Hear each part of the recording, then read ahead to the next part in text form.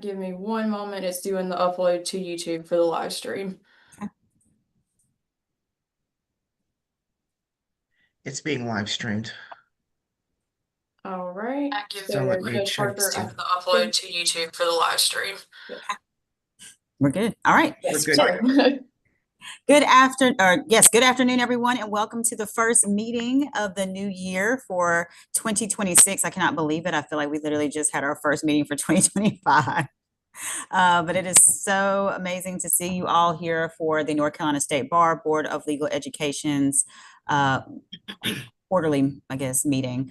And so my name is Ashley Parker, and it is an honor to serve as chair again this year.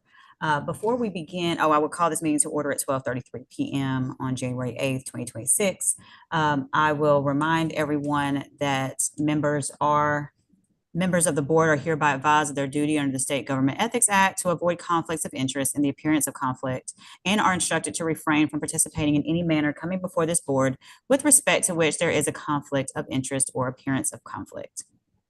All right, so at this time, we will look to our meeting minutes from October the 23rd. Are there any issues or anything along those lines with that?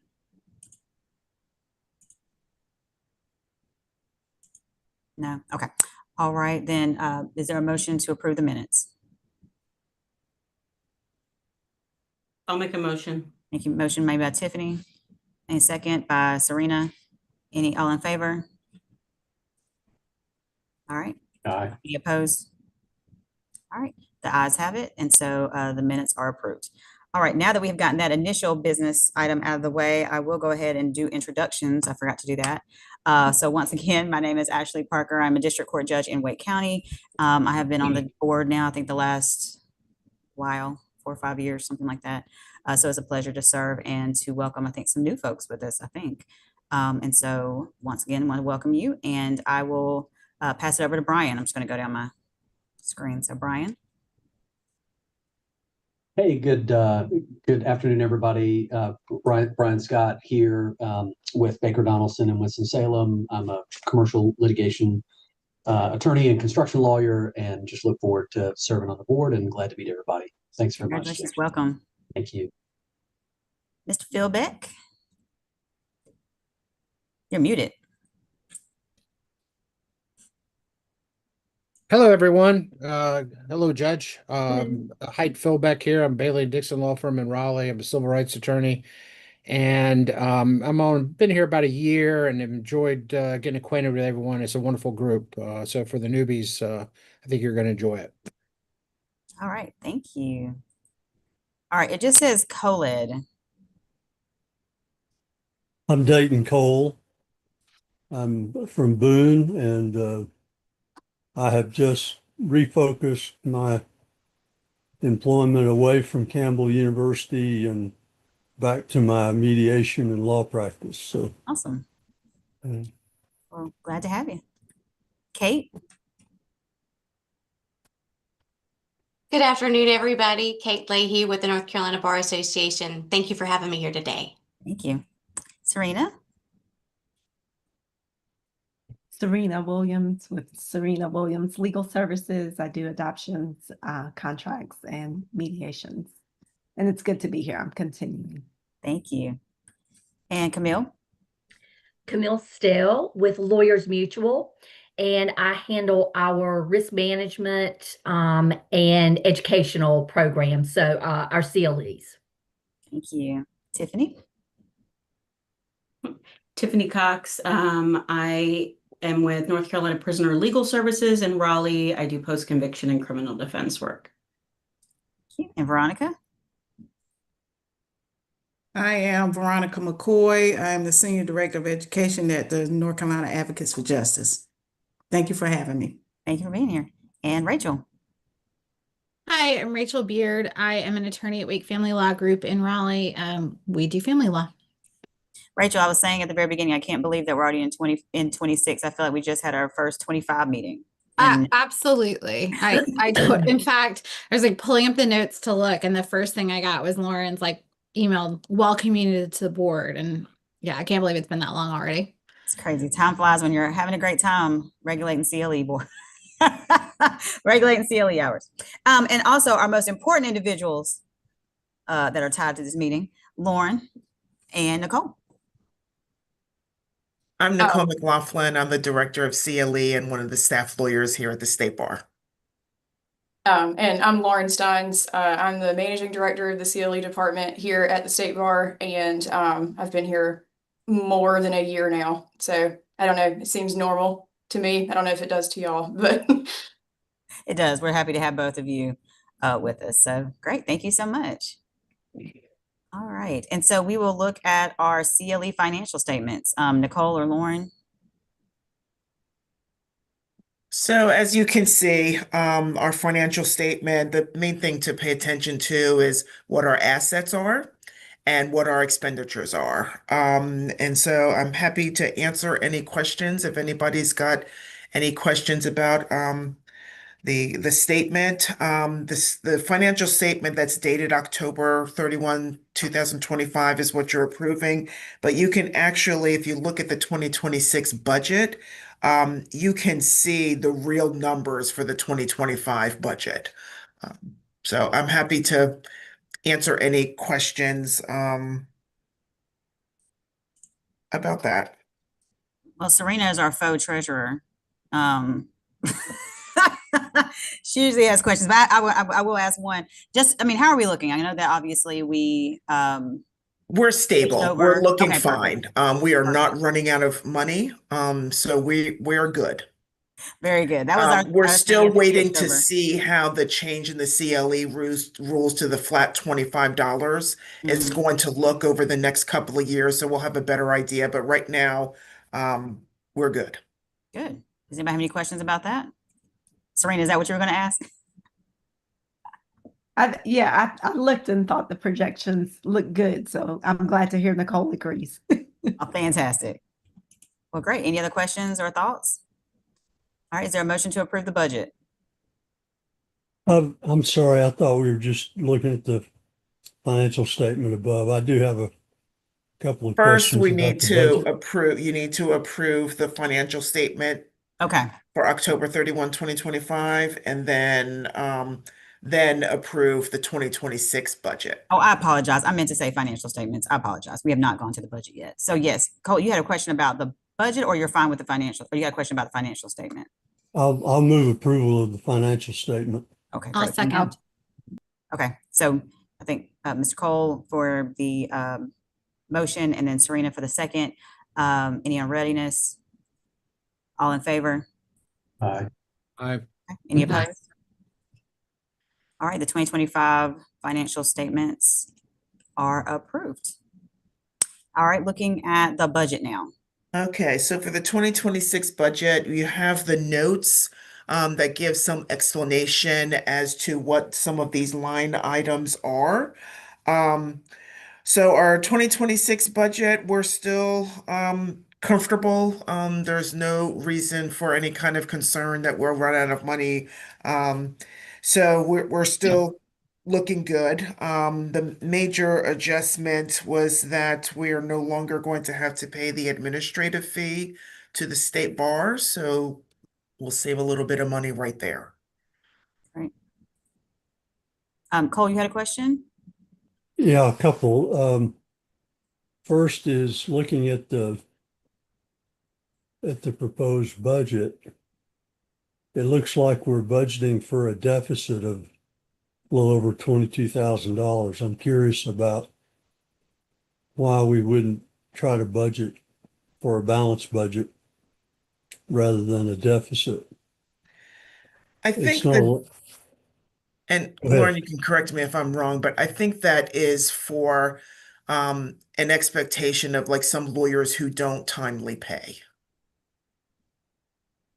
whether it's their CLE fees or any late fees. So we're assuming that more will pay on time. Generally, yes. Yes. When you can see it really well actually between the estimated 2025 column and the 2025 budget column. If you look at the bottom when it's talking about the deficit versus the positive at the end. originally we were projected to come out at a deficit at the end of the year of a substantial amount of money, though the last projection for the end of 2025 was only 4,000 and some change. The projected deficit for 2026 is present because we are very conservative with the budget amounts because of the uncertainty related to a lot of things and what that will actually look like with compliance and income amounts that we haven't even started collecting fees for ever under the new rules and stuff like that. So each line item, especially specifically in our revenues, are actually somewhat significantly lower than what we've seen. So if we did exactly what the budget aligns and what our expectations are, then we would come out at a 22,000 plus a little bit deficit at the end of 2026. However, we do hold what is still $1 million in reserve to try and help with this. So that 22,000, it's not that we're actually negative. Let's say if this was exactly how this was going to end, there is a substantial amount of money that's being held still in the cash reserve for the board to help us get through this so that we can make better adjustments if need be to fees that are being charged or better projections in the next couple of years. Is that helpful? Thank you. That she teed me up for the second question, and that is the notes talk about the $1 million being held in reserve, but I can't tell from looking at the budget where that is. Is that a budget item, or is it just cash that we've got in an account separate from this budget? It's in a separate account, so it's not a line item in the budget. But it's money that we held in reserve, just in case there is a shortfall. But Is we that a hope to, fund? over time, reduce that $1 million and go back to the original $200,000 to hold in reserve. But remember that we held so much in reserve because we didn't know what impact the $25 flat fee would have to our overall revenue. And we did that probably about 3 or 4 years ago, I think, Yes. just to I think- prepare. Serena? Yeah, I just wanted to add, for Cole, the million is separate and not on our budget, but always referenced in our notes. There's a 5-year trajectory that they've done, in what we think would happen when we changed the rules, when we changed when dues were due, when we changed what dues were happening. And so that money was put aside over years to allow us to recalibrate. So where the ebbs and flows were, we would not truly go into a deficit. Mhm. Yes. Does that answer your question? Yes, thank you. Of course. Brian, did you have a question? Yeah, my question, I think we just sort of addressed it, but my question was whether that $1 million is in a fund that is in the name of the board, or if that's just an earmarked balance in a state bar fund somewhere, kind of a similar question of where those funds are being kept. The CLE department has its own separate entire account system, budget and everything from the state bar. So it is not held as state bar funds anywhere. It is the CLE department / the CLE board's money. Got it. Yes, we are Thank you. separate, completely separate. Yeah, I thought so, but thank you. Sure. Happy to answer any questions. Any other questions regarding the budget? All right, then is there a motion? Budget? I move to adopt it. All right, Second. Rachel, second by Brian. Okay, all Brian, right, thank you. All right, any questions or readiness? All right, all in favor of the 2026 budget? aye. Say aye. Aye. All right, any opposed? All right, the ayes have it, and so the budget carries. Thank you. Or is approved. All right, we are moving right along. I have to go back to the top. All right, looking at new business, the request for a one-time extension of the 2023 on-demand rollover courses. Lauren, is that you? Yes. So I did add the CLE rule that this is in reference to into the materials just to draw everybody to it, and the specific section is highlighted in the materials. So as you know, when the rules changed, there were a lot of amendments to how we were going to handle both the fee structure and the review structure of CLE courses from the sponsors. Part of that was that there was an established rule that stated that on-demand courses were valid for 3 years and could be rolled over at a lower fee for a total of 3 years, meaning there was an initial application, then they could be rolled over twice for 2 years prior, under the original accreditation of the course. At the end of the 3 years, then it was supposed to be re-reviewed at a normal course price to ensure, and the purpose behind it was to ensure that the information that was included in this course that was pre-recorded at minimum 3 years prior was still valid to any legal standards that had changed or laws that had changed in that period of time. Unfortunately, because there are a lot of things that can be unanticipated with how the system was originally programmed versus how it works currently, and things that we had not done before. The first set of on-demand courses that this would have applied to were courses that were originally approved as 2023 on-demand courses. So that means that they were recorded at a point prior to the 2023 CLE year. They were submitted for accreditation as a 2023 on-demand course. It was reviewed and approved by the CLE team, and it was an on-demand course from there forward, so long as the sponsors submitted it for renewal for the 2 years afterwards. Those originating 2023 courses should have been up for full re-review for the 2026 CLE year. However, our system was not originally programmed to accommodate for that.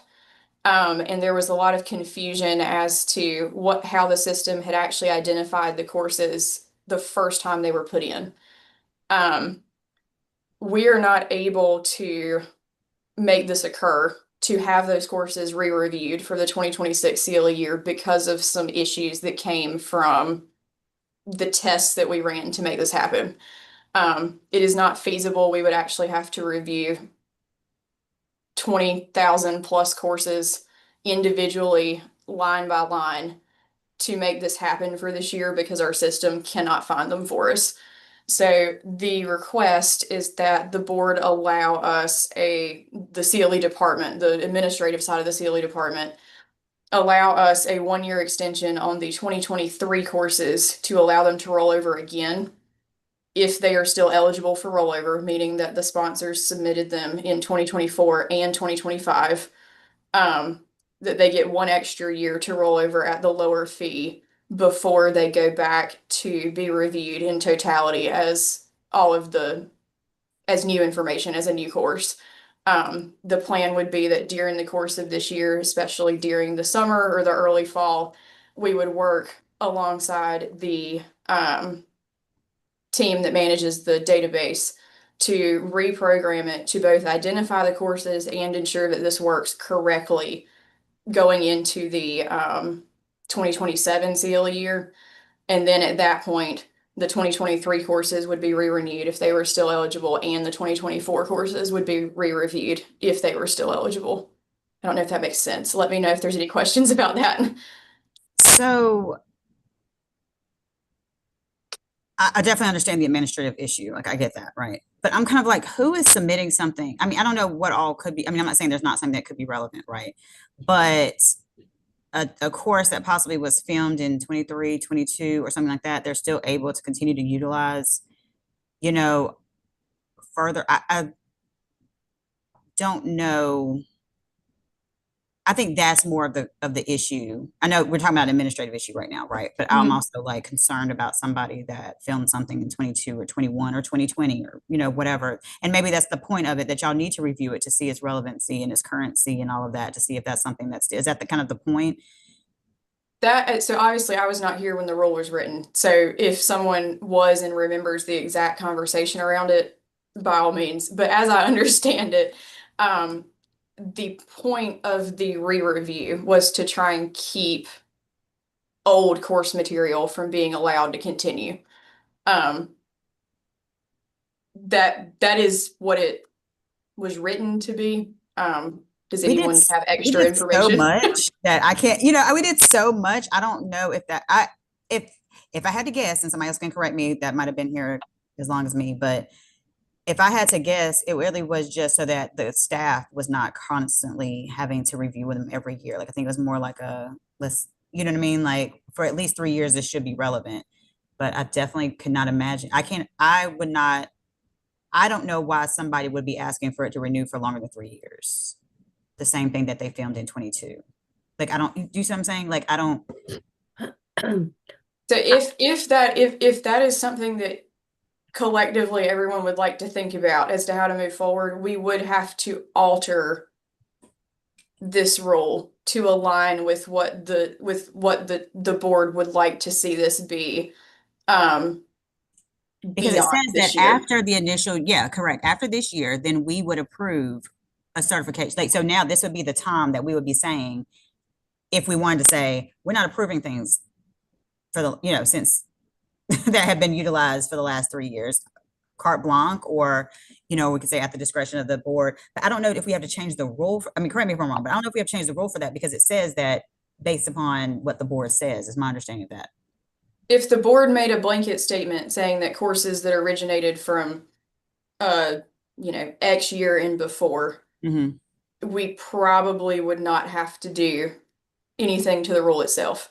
Okay. If there was anything else, like if it was going to be a blanket term that changed the procedure, where it was, instead of Right. us looking at this 3-year thing, it's on-demand courses can only be valid for 3 years and then they're done. That would require us potentially, if it wasn't related to the year itself, we would potentially have to reword it. But that could be something we could look at if that was wished for as a forever sustaining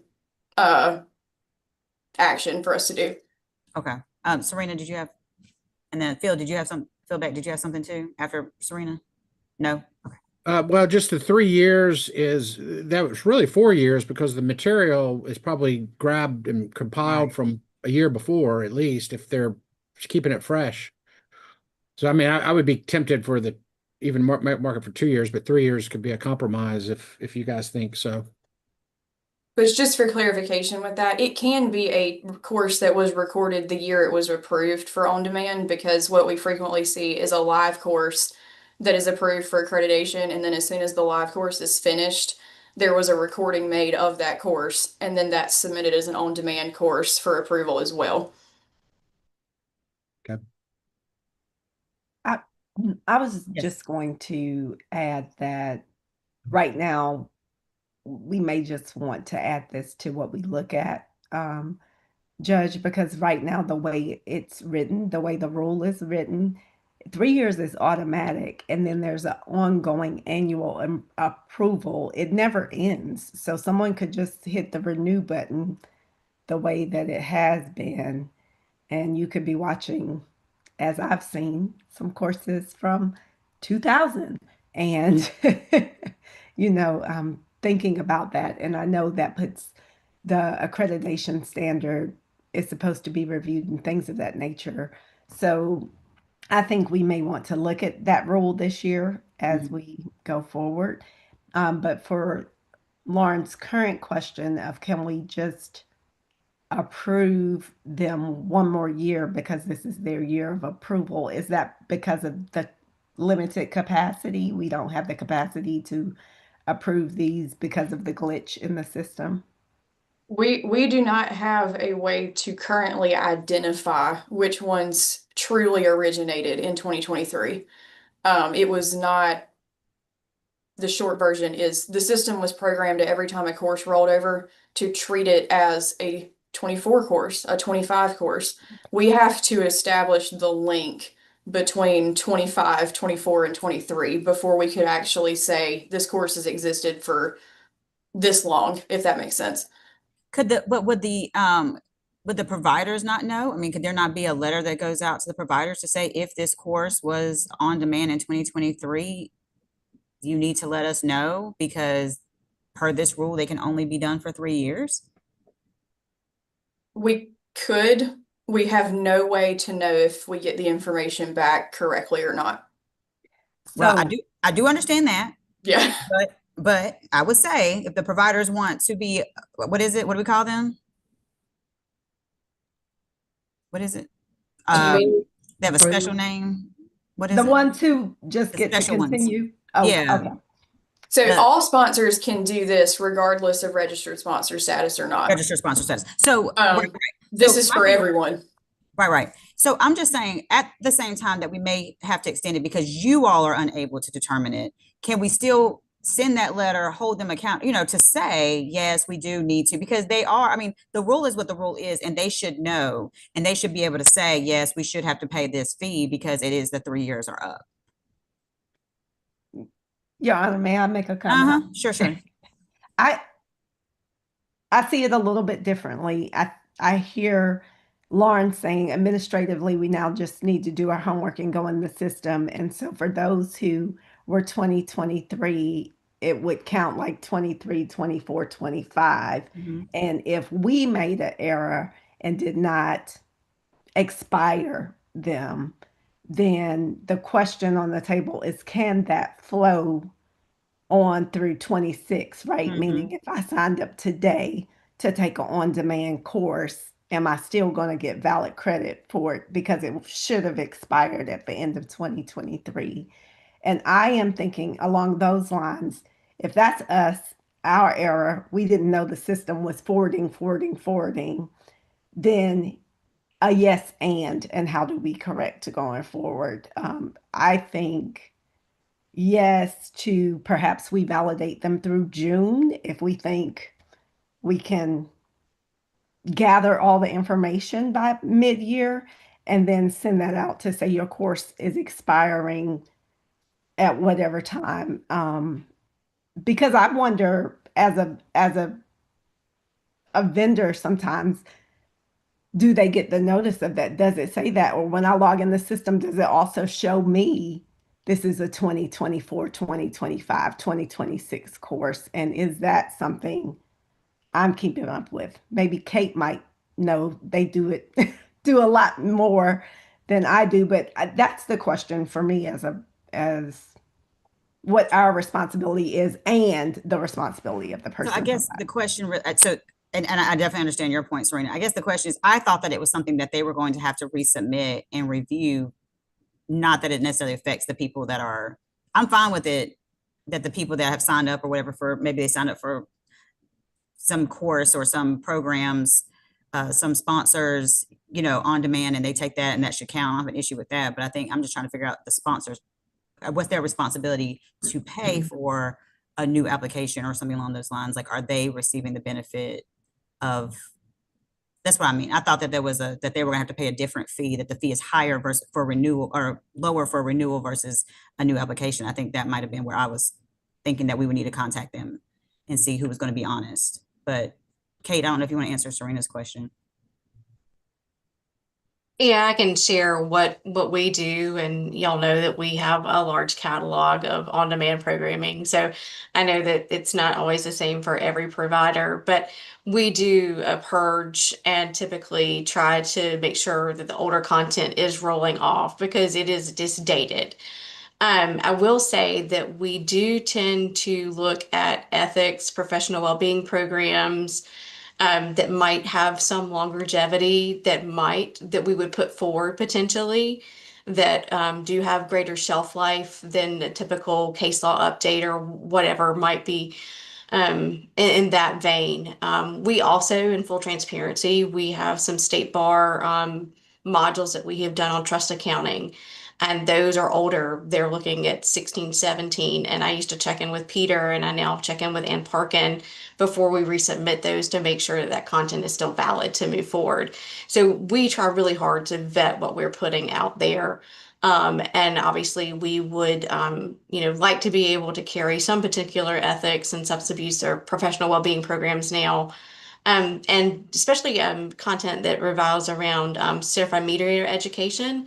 Some of that has some longevity as well. We want to make sure that we're keeping that CME content So consideration for that would be great, but also know that we are giving everything a pass before we try to put it forward for consideration, and would fill out the application as necessary should there be something that falls outside of that 3-year time frame. So, gotcha. All right. So it sounds like this might be a retreat issue to figure out long-term what we're doing. Lauren, do you have any insight as to short-term options? I mean, obviously, I think we're fine. I mean, obviously, administratively, you can't do what you can't do. I get that. But as far as what are your thoughts? I do not have a way at all right now to keep courses from being renewed. It is impossible. And when this was discovered, it was not possible for the team that runs our system to work on this because of other greater issues that were being addressed within the state bar's overall database, not just the CLE things, but the totality of the building. So I do not have a way to keep them from being renewed at all for 2026. Okay. If they were to be renewed, I also do not have a way to allow them to be renewed for part of 2026. It has to be the entire CLE year or none of it, regardless, like not talking about the fact I don't have a way to identify them, but no matter what, the way that the CLE courses are identified and the way that the members are allowed to access the course search tool that we push so hard for to find accreditation, it can't isolate it to half the year or to part of the year. We can only give it accreditation for a full year at the time. Occasionally, we will have a sponsor that says, this course that we gave, we have an internal issue. We don't want this to be done anymore. And we will actually fully remove the course from the database, except for on the records that the members, the sponsors received an email that actually told them that in totality, any courses that were 2023 originating were not subbed before we realized that the issue could not be amended. So I am happy to send out an email again and tell them, if it's a 2023 originating course, we ask that you not renew this. Obviously, we can't hold them to it because we have no way to check behind them. But yes, as far as we're reminding you that you need to do this, yes, I can do that. Any other questions? Okay. All right. So there's a request from the staff for the runtime extension of a 2023 on-demand rollover courses. Does anybody have any other questions or discussion on that? Is there a motion to approve that extension that we kind of don't have a choice? Unfortunately, not to the staff's fault. Is there a I'll motion? make that motion. All right. Thank you, Rachel. And then Brian, are you seconding? I'll second it. Sure. Okay, great. All right. Any readiness? All in favor? Any opposed? All right, so approved. Hope y'all can, and like I said, we'll talk more about this at the retreat and figure out how we can support you all. So hopefully, the IT department can maybe let us know and let you guys know before then what they're going to need so we could craft a rule that would help. See if this is even feasible at all at any point. So that's my hope. I hope that we have a little bit more information in like the next 2 months or so. That is what I'm hoping for. Okay, awesome. May I ask, Lauren, out of curiosity, how many courses are there in the catalog or in the database? Do you want me to estimate it, or do you want me to tell you what it is? Yes, top of your head. I'm just curious the extent of the problem. We usually have approximately 25,000 courses that are approved for accreditation in a year. Proportionately, there is a substantial amount of those that are on demand. But right off the top of my head, I do not remember how many that is. Got it. Okay. Thank you. Great question. All right. Moving on to any other business. Yes. So just to give the board a couple of ideas about what we're doing going forward, there are 3 rule amendments that are on the table right now that are what we consider to be minor rule amendments for logistical reasons and to align them with corrections that need to be made. just to give you like a general idea, the first one is correcting the date on the P&A program re-review. It currently still says January the 1st of every year is when sponsors have to be notified, but that was supposed to actually be the first day of the CLE year. And so we are going to actually make an amendment to change that to March the 1st. That will, all three of these are part of our plan to have a meeting in March to deal with these. The second one is we are in the process of, well, Nicole was in the process of rewriting the membership suspension process to align with what we have done with the CLE rules to streamline the administrative suspensions related to membership and CLE together so that it's the same procedure. There are going to be some minor adjustments to the CLE rule to make sure that that is all the same when you look at that as far as how it's executed. The major difference being that when the CLE rules were rewritten, service by journal was not included, but that has been included in the membership suspension process for a lengthy period of time. So we will have that rewritten for review at this March meeting. And then I just blanked. Oh, and then the third one was that we have encountered a couple of issues with some of the word choice with the exemptions where there's a lot of confusion with the overall membership about what actually constitutes eligibility for a couple of the exemptions. So we're going to compile some information and have a proposal to clarify a couple of those things holistically at a March meeting that we're going to be working with Judge Parker shortly to schedule to get on everybody's calendar. As far as we're concerned, these are considered very minor things just to try and tie up some loose ends. So that's that. Any questions about that one? Okay. And then otherwise, a few people did send me an update for their contact information for the board. So once about next weekish, if anybody hasn't sent me anything to give a little bit of extra time, I will send out another contact sheet just so that everybody has all of the information that they might need to contact someone on the board to talk to them about any questions, concerns, etc. Otherwise, that is all that's related to that we had related to the board meeting. If Judge Parker, if there is nothing else and you'd like to adjourn, that's fine. I just ask if everybody could just stay on for a few minutes afterwards, unrelated to the meeting agenda. We have a couple of housekeeping things we'd like to talk to the board members about. All right, any other new business or any other business to address currently before the meeting is adjourned? All right, well, I'll adjourn the meeting. Oh, I'm sorry, Camille, you had a question or comment? I did. I wondered if I could suggest at the board retreat that the topic be discussed of some of the hours that are currently not available for CLE credit now, and whether it might be time to reevaluate those, thinking about things like marketing or developing a business plan, improving profitability in a law practice. You know, we see a lot of problems at Lawyers Mutual that are, you know, they're not drug problems, they're not alcohol problems. Sometimes they're just business related problems that folks have that lead to other areas of problems. And so I just wondered if that was something that could come up in conversation again. Okay, so if you can send that in an email to Lauren, Okay. and then we can see if that's something that the board needs to look at, or if that's something that the staff who reviews what's approved, you know, needs to look at, like whether that's a, you know, who needs to look into that, because I can definitely understand what you're saying as far as just people making poor business decisions or just not clear on what they're doing. Could be something that they need to be educated on that protects them or provides them information and education about the practice in general. So yes, if you can put that in writing for Lauren, that'd be great. And then we'll review it and see if that's a board issue. Thank you. Of course. Anything else? All right, great. All right, then we will adjourn the meeting at 1:13 p.m. Thank you for joining.